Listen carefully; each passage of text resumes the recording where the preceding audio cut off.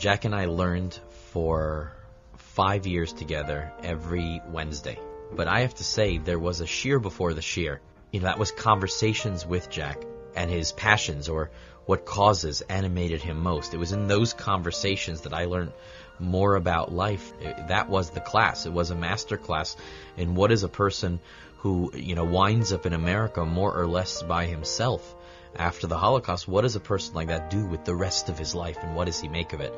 From the very moment I came here to Yavneh 20 years ago, till really the last time I saw him this past September, he never failed to ask me, how are things going? And always filled me with chizuk, and always shook my hand and thanked me for the work that I and the rest of the staff does for the students of Yavneh. So there's a concept that we know of called trickle-down leadership.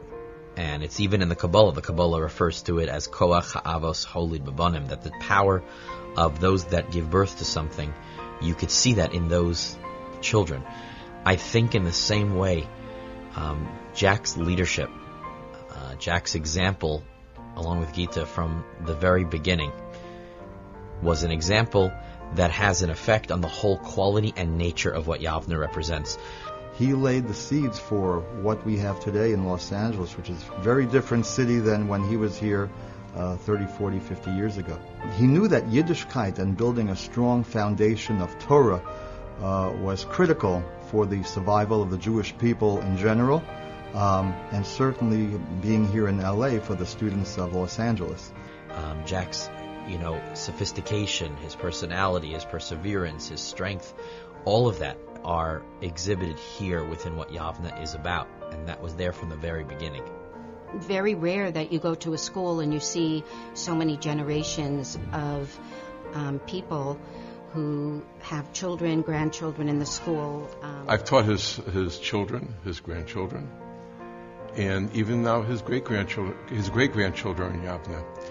And I see throughout all the doros, throughout all the generations, they've learned from their grandfather, from their great-grandfather, from their father, the mitos of edelkeit, of being gentle, of being warm people, of being understanding people.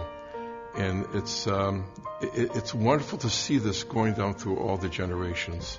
I think Jack was an inspiration to me, certainly in terms of the dignity and the professionalism that a Jewish institution should have. Jack Nagel always came into school with a big smile on his face. It seemed like he never, ever aged, and neither did Gita. Gita always put a smile on everybody's face when she came in. You could see anytime Jack and Gita would walk into the building, they'd be beaming with pride. They'd be beaming with pride because they know what it took to get here. They understood what it took to get here. The Yavneh you see today, it didn't start that way, and it took work to get there.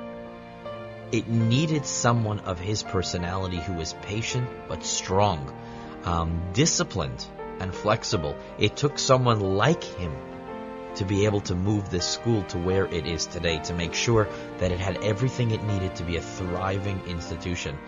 And if you look at the minutes of the early board meetings, you'll understand the role that they played here. You'll understand that it was really Jack pushing that Yavneh should have a home of its own, that it should have a place, that it should be a centerpiece here in Los Angeles. So Yavneh was very much close and dear to his heart, and he's sorely missed. Jack and Gita Nagel are the parents of Yavneh Hebrew Academy. If you ask me, what is it that Jack and Gita Nagel have done? I would say, it's this.